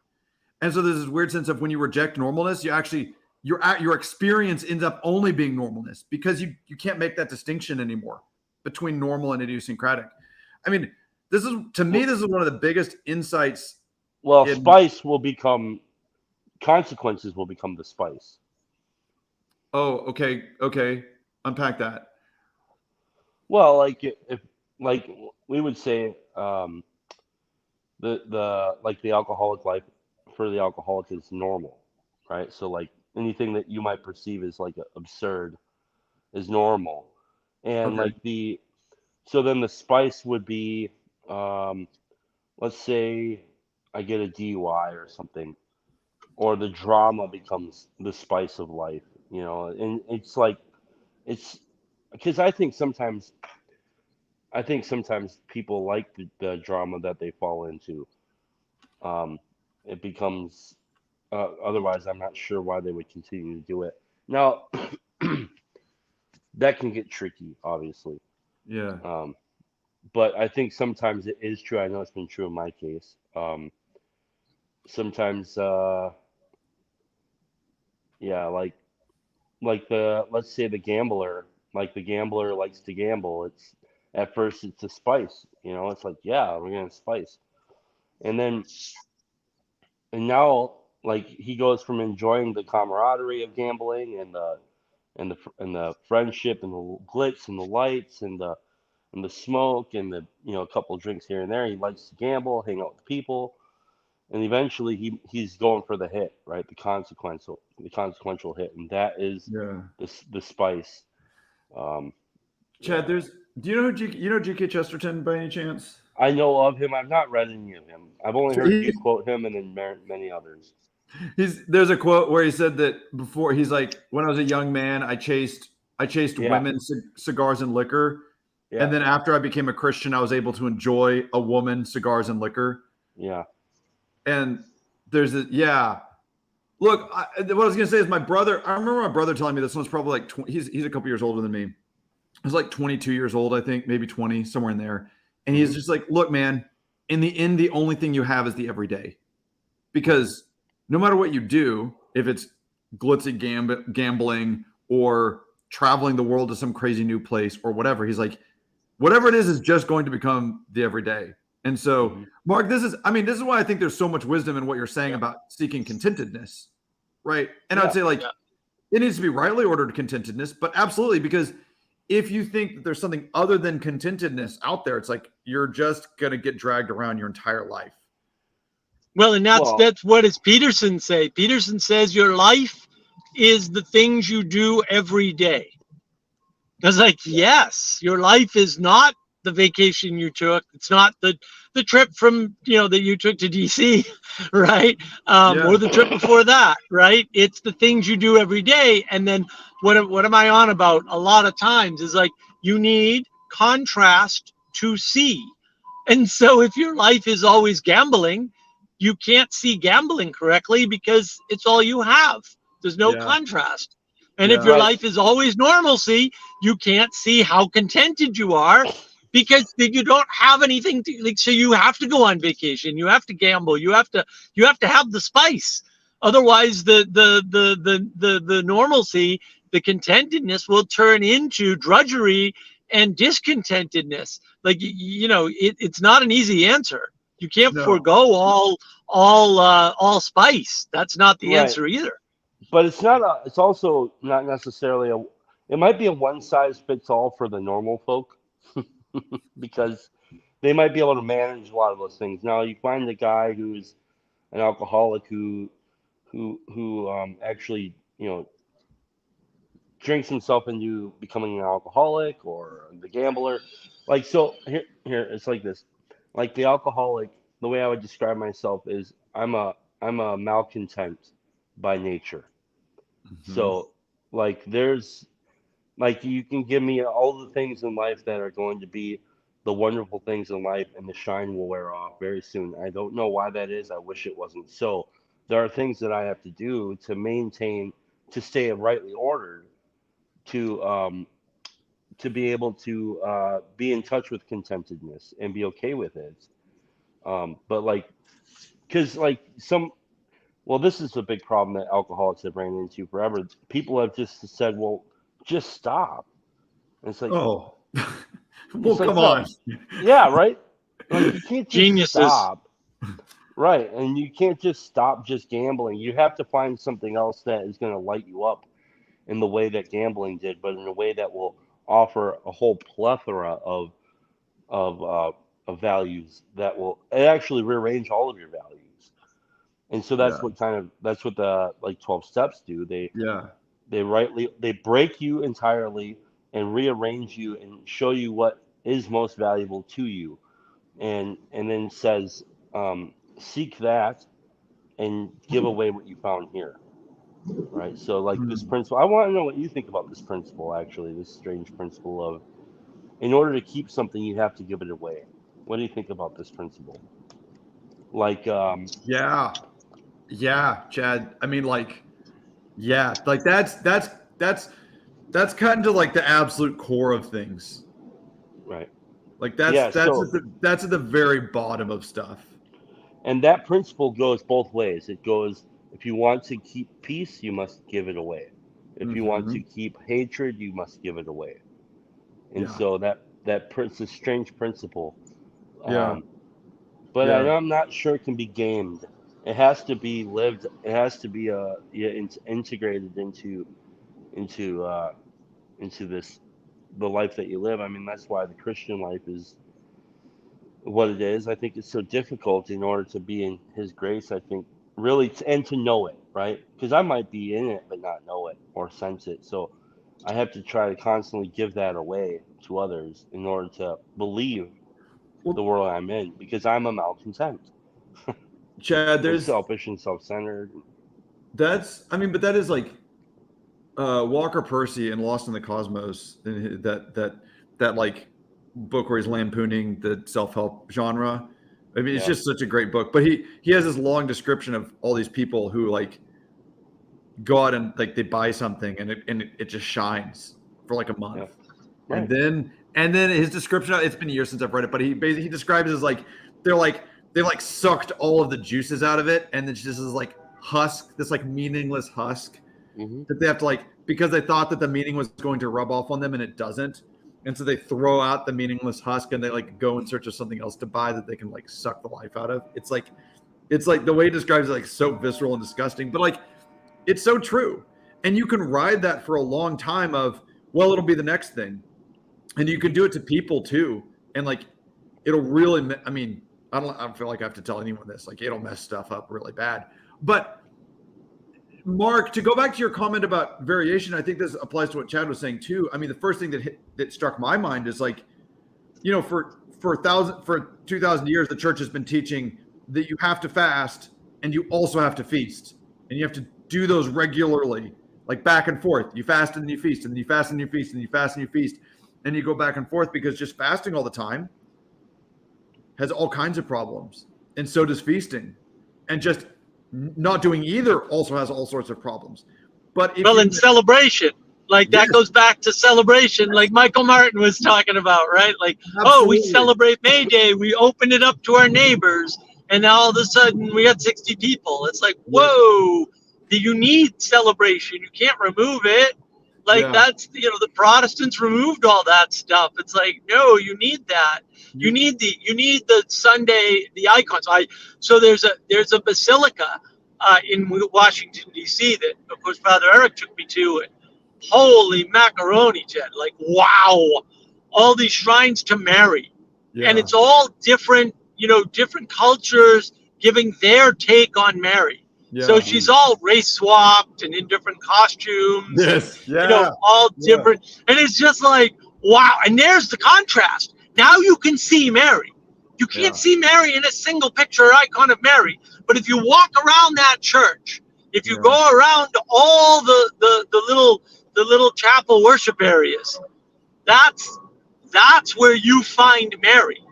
But she's not at one spot in the church, right? It's like, whoa. And you get to see all of these depictions, and it's all very bright. And then you go back out into the city, and those patterns are still there. They're just not as shiny. But then you see them, and it's like, whoa. So then the idea is to hopefully you can see Mary in everyone you meet. Yeah, something like that. Right. Yeah. Right. Yeah. Well, because I mean, there's a lot of things. I hesitate to speak about these things, but Mary is man filled with God. And like that's what we want to see everywhere. Well, I'm interested in your thoughts on the Judas thing, because the Judas thing. Well, if there's no Christ without Mary, and there's no Christ without Judas. Well, there wasn't Christ without Judas. I don't know. I mean, you have our Lord he says, scandal must come, but woe to him who brings about the scandal. Of course. And I think you're plumbing some, because look, Chad, there's really two questions. One is like how is reality structured, and the other one is how do you fit into it. Mm-hmm. And I think in that sense, you're actually like that statement is a fantastic way of trying to look at that, because it says you can't fix the world, but like to be perfectly clear and technical, you sure as hell better not be the problem. Right. Well, yes. Yeah, but you will be. But you will be, but you should really try to not be. Like, of course, obviously, yeah. So I mean, for a long time there, when I first actually had this conversion experience, even leading up to before that, I was having these feelings of like remorse and mercy, and I don't know. I was thinking about. I felt like I've been inhabited by the spirit of Judas at times in life. Okay. And it gave me like a sympathy for him in a way, but like in a way that's, I think, productive. Like there's like every character in that library I should be able to identify with at some point in time, right? And I think so. There's a reflection that I want to try to live with respect, and to, of course, I'm not going to venerate Judas, but there's I don't know, it's so hard to talk about, like figure out how to talk about it, like. Well, but Chad, isn't Judas a malcontent, just like you? Oh yeah, no doubt. Okay, that's what I was. Yeah. Yeah, isn't it, Chad? Isn't it something like you see? I mean, he is a type that we all, to some degree, inhabit. I mean, that's true. Like we do all betray God. Like we all betray God. Well, we betray ourselves. Betrayal is part of us. The betrayal is part of us. Yeah. And then we do it for absurdities, right? For 30, it's like I'll trade God for 30 pieces of silver. It's like we're supposed to see that as just completely stupid and absurd. And you think, well, it's not. He's trading being in the light of heaven while on earth for 30 pieces of silver.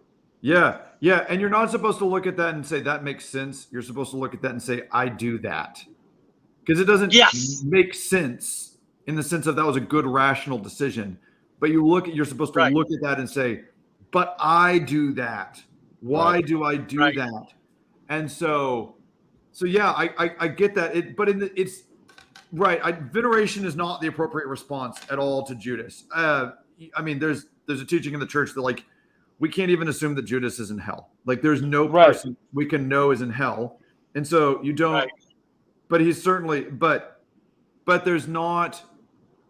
I mean, to quote Father John Manley Hopkins, the poet, he says, "We must always be on the side of good because good is good," and so we can't say. I know. It's just like, yeah, someone needed to say that. Great. If no one had ever said it, someone needed to say it.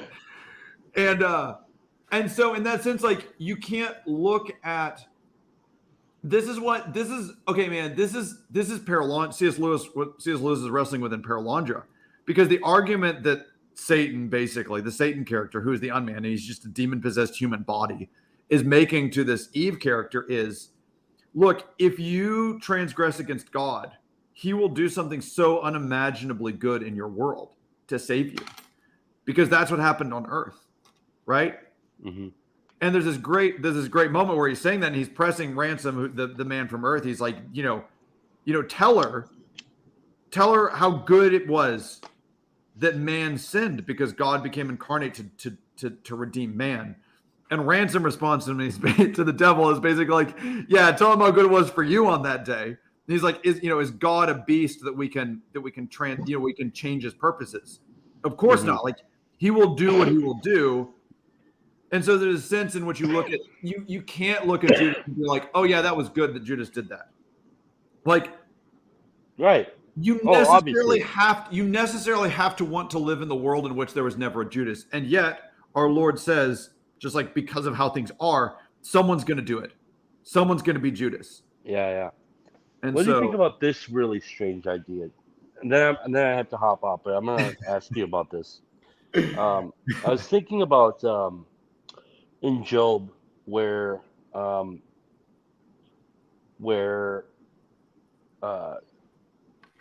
God has this proposition with the devil, right? And they go through this whole spiel. And I had this image in my mind of like, by the end of the story, the devil or whatever, Satan, whatever the hell, I can't remember what they call him, the adversary. That's what Satan means, by the way. Satan just means the accuser. Yeah, the accuser. We turned it into a proper noun. So yeah, so or whatever. I had this image of him like taking off what crown he thought he was wearing, hanging it up, and then bowing to God and retiring. And then the next demon steps in to say, well, you fucked that up. Let me do this. I can do this job better. And like, that's like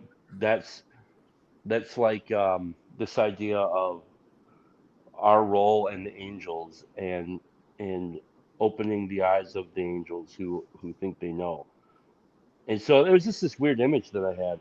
Yeah. And I know it's probably absurd and heretical, but I had this image of the accuser seeing how good Job was and what happened, and then retiring, and then the next accuser stepping in and taking over as the new accuser. And that's just a repeated pattern, time and time and time again. Yeah. I mean, I don't know, Chad. I can tell you what St. Augustine thought about the angels, which is that, I mean, it is one of those interesting things where everyone's like, oh yeah, no one thought about the stuff that we think about now because we're really sophisticated, like time. Like that's hilarious. I know. And so then like St. Augustine, he really spent a lot of time on time. And anyway, so my understanding of his argument is something like the angels, being what they are, made their decision in such a way that there's not a capacity for them to change. And the reason that we are different is because we're embodied and we're embedded in time. And so there's always the possibility for us to change, because we basically, like, we work from inference, right? So like we gather together an understanding of the world that changes as more stuff happens to us. The angels and the demons operate in the opposite way. This is what a lot of the church, I think Augustine and Aquinas thought, which is basically that, like, an angel is given like a principle, like the principle of dog, right? Yeah, and by having the calcified.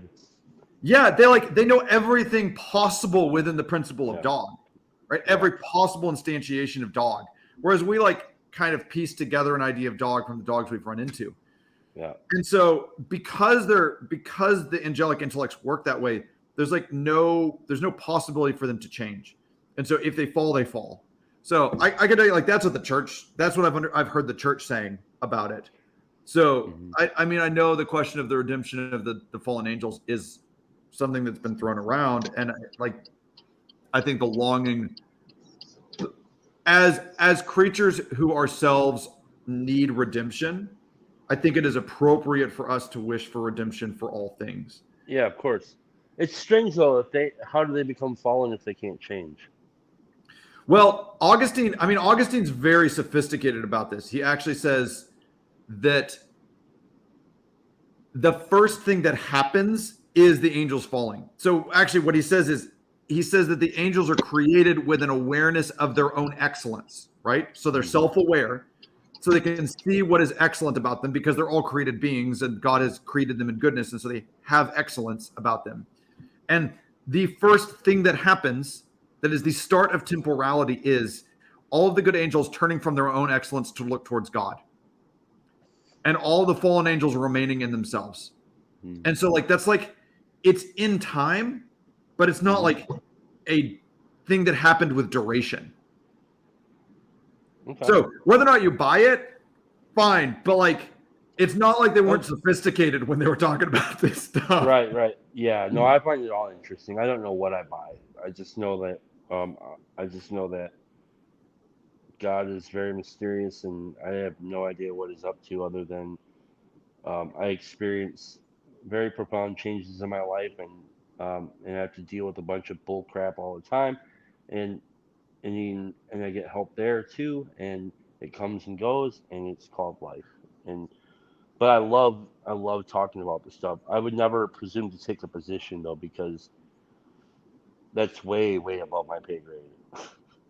Chad, I hear you. I mean, listen, I hope you hear me saying, here's what I've heard some people say. Right. I really, especially on matters like this, I try not to be like, no, it's fun though. Here's Ted's view on it. Right. Here's what Ted thinks. It's like, no, man, I don't want to have to answer for that kind of stuff later. One more weird thing about time and how we're just saying that people think they're clever. I'm listening to a canticle for Leibowitz, and I'm about an hour left in the book, and there's a section in there on the AI which is bone chilling, because it was written in 1959, and it's like, oh yeah, no, nothing has changed. We're having the same argument that a writer was having with characters in his book in 1959. Yeah. This is crazy. Yeah, dude. I'm glad. Yeah, we should talk when you're finished with the Canticle for Leibowitz. I'll be really curious to hear what your take on it is. It's one of those great books that's like great stories where, I've been saying this thing recently where I'm like, the present meaning is derived from the future. And I think we see that all the time in stories, like good stories, where the whole thing swings in the last 20 pages. Yeah. It's like you couldn't know what it meant until you got to the end. Yeah. And for whatever you could say about his writing or anything like that, I think he does an exceptionally great job of it being it's kept me. I'm very picky, man. It kept me. I mean, the last book I listened to before this was like Big Rock Candy Mountain, and I was suggesting people check it out, but Yeah. after the end of that was horrible. It was heartbreaking, and yeah. but it still doesn't take away from what I see in it. And as you're saying, like this time and how you can look back on a piece of music and see how you could see some tell-offs in the now from a piece of music from then. Like it's all very strange. Speaking of, I'm working through the Sleep Token album. Oh, nice. Yeah, that's it's funny. That's not the kind of music I listen to very much now. So it's like, whoa, this is I there's a lot of it that I get like really raw because I'm not listening. I don't listen to that kind of music very much anymore. Mm-hmm. It's like, that was that. And another guy that I know recently was like, man, you should listen to this song from August Burns Red. Okay. Yeah. Yeah, and I was like, it was like a double thing of like, yeah, there's the song, but also like, what kind of a world is it? Like, why are we making this kind of music? Like, that's the question that I want to ask. You know what I mean? Like, yeah. Well, that's what I found in the lyrics on the Sleep Token record was I think that it's talking about our present moment in a very strange way. Yeah. And it's talking about the past and all of this stuff. Our present moment is very strange. So, Chad, we're not going to keep you any longer. Thanks for dropping in. Good night, fellas. Drive safe, Mark. Laters. Yeah. Man. So it was in a Franciscan monastery. Is that right? Yes. Man. It was amazing. It was. I didn't get enough time. I didn't do enough. I did go around the grounds and stuff, but yeah I should have spent like a day there, and I did not do that.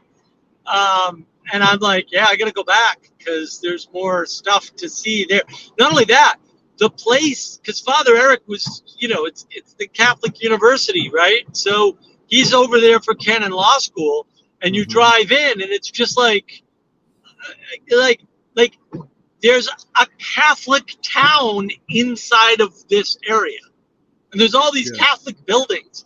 It was funny. So Vanderklay drives in, right? He says, "Oh, well, that must be it." And it's like, no, that's not it. It's further up. Oh, no, well, that must be it. No, it's further, because there's all these monasteries and chapels and, whatever. There's all this weird Catholic stuff, like all throughout this neighborhood. It was weird. And I got to stay in a rectory. I've never stayed in a rectory. I got to stay in the rectory. I was like, wow, this is cool. Yeah. Yeah, there's there's an abbey, a really very traditional Benedictine abbey that's been around for about 30 years, a few hours from here, and I think it's raining outside. Wild. Uh-oh. No, I mean, that's great. It's been really dry. There's no rain on the forecast, so very, very unexpected. Yeah, so I went there the first time a couple of years ago, and maybe it was just last year, man. At any rate, I've been out there maybe 3 or 4 times now, and it's just different. Like when I'm there, it's really strange how much it just like it feels like I'm in some other millennia. It's just really weird. I can't right. So going back to the thing about time, when you're there, it just like it feels like your time is broader. I don't know how else to put it. You're operating in a larger context of time there, which I'm pretty well convinced at this point that Lothlorien and Rivendell in the Lord of the Rings are just they're monastic communities. Because think about it, there are all these people who that sounds right. Mark, they've been there forever. There's no children. And they stand around and sing all the time, and they're places of great wisdom and spiritual power. I was like, they're totally monasteries. Right. So, I don't know. Yeah. I find that really interesting. Well, and the destruction of the monasteries is more recent than people think. Right? Because the initial hit was Henry VIII. but that's not when they were destroyed. They were hurt, they were damaged, but they weren't completely wiped out with Henry VIII. Yeah. Yeah. Man, it is. It's pouring. That's great. I'm so glad. There's, Mark, it's funny. You talk about contrast all the time. If you're agrarian, contrast would be an obvious good. You're like, when it's dry, you want it to rain. When it rains a bunch, you want it to be dry. When it's cold, you want it to warm up. When it's really hot, you want it to cool off. Like, it's the other thing. It's like, it'd be really great if it was the other thing for a little bit. And then you want the first thing back again. Right. Well, it's contrast and pattern. We were talking about that this morning at the rectory. So I met Laura Liz, right? Oh, wonderful. Yeah. Yeah, it was awesome. I met Nate Heil. I met Michael Martin. I met Joe, right? I met all these people. This is fantastic. But we were talking with Corey, who's in Texas, and Laura. And what came up was did Corey make the difference in thinking. Did Corey was up there? Yes. I really love Corey. Corey's, yeah. I'm a fan now. Yeah, I hadn't had any interaction with him until I met him, and I'm like, oh no, he's pretty good. Yeah. So but he was talking about these studies by this guy Nisbet, and I went, Nisbet, man, is that the guy who wrote the Geography of Thought? And sure enough, it is. And he was talking about the studies that he did on the way people think. And it's like, yes, the Easterners think differently from the Westerners because they think cyclically and we think in linear time. And that's very, very different. There are advantages in just like, linear time gives you technology, right? But cyclicality gives you this longer lasting sort of appreciation. And just to link it all together, when did the monasteries go away for good, basically in England? They went away when the king got beheaded. Oh. Oh, yeah, that makes sense.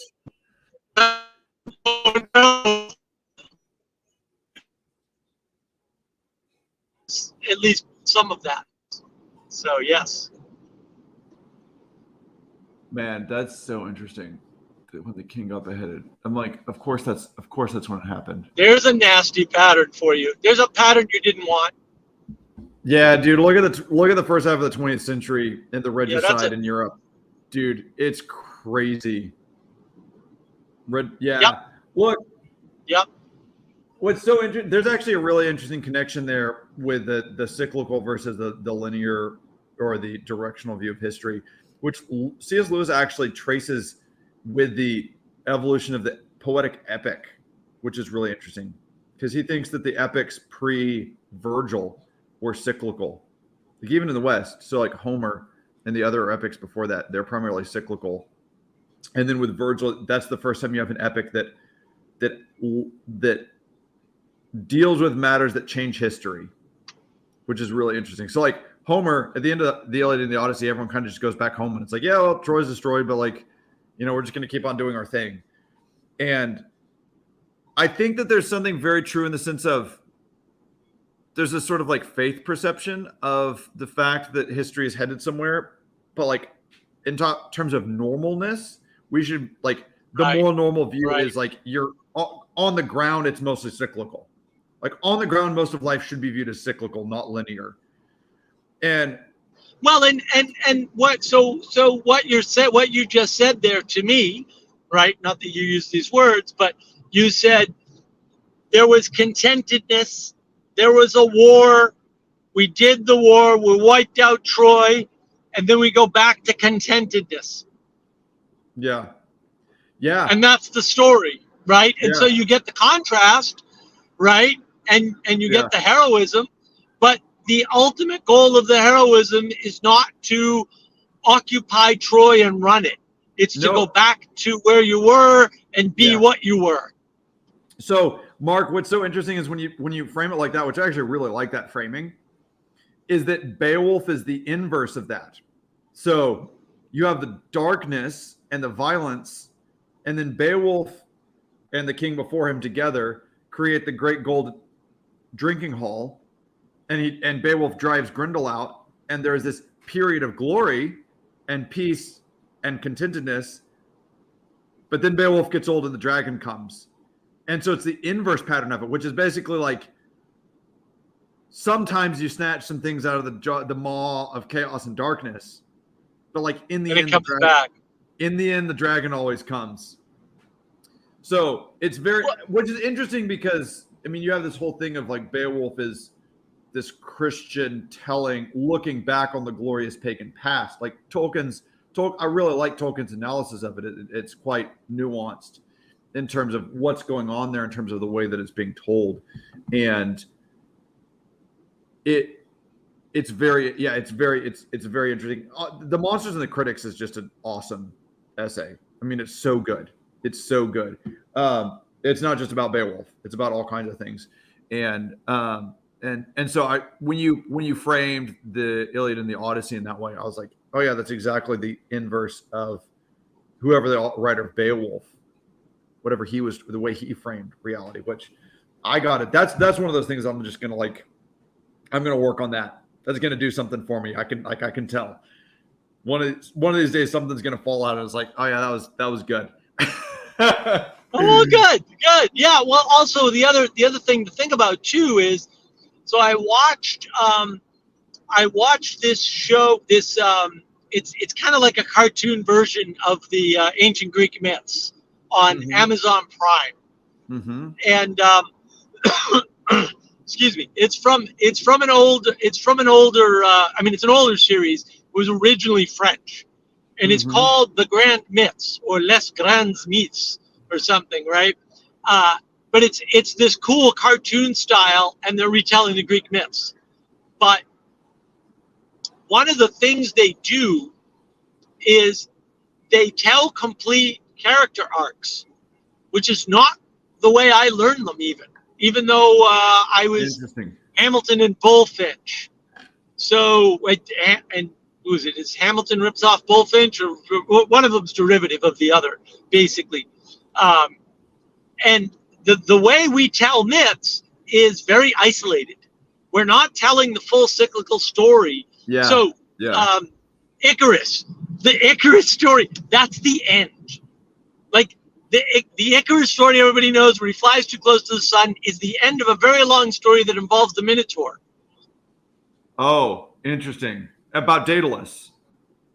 Is it mostly about Daedalus, his father, Icarus' father? Right. Yeah. Okay. Right. Yeah. Right. But you see, and the father survives and the son doesn't. Yeah. Oh, that's a different story right there. It's a whole different story. Yeah. Well, and his whole rise, the Daedalus's rise and fall, is tied up in the Minotaur story, which is actually he's just the creator of the maze.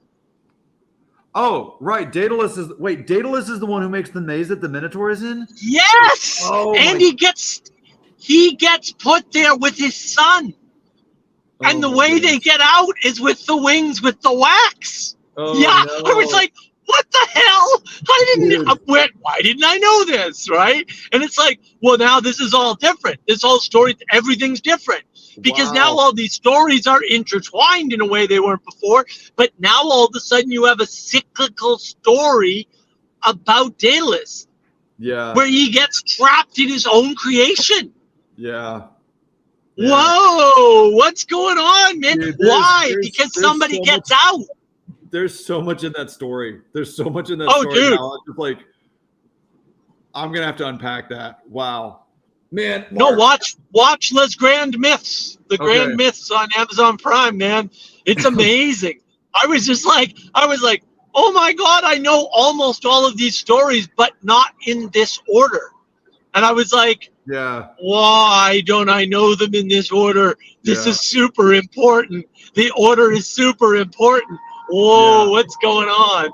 Yeah. Man, I don't know. I've been reading these fairy tales to my kids at night from Howard Pyle's retellings, the Wonder Clock. And, you can say what you will. I know some people don't really like Howard Pyle, but I've been reading some of them. I'm like, there's a couple of them where it's like, how is there a story this good? Like, this is wild. It's really wild. I'm like, I feel like I need to do some like videos on those stories.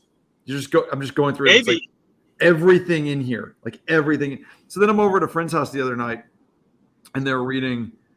They had just like the Disney repackaged, golden book version of Sleeping Beauty.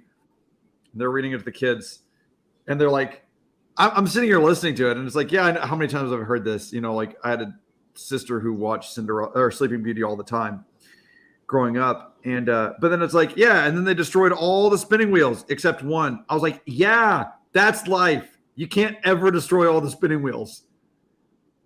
Right. You can't kill all the babies. You can't. Yep. Right. You can't. You can't be absolutist.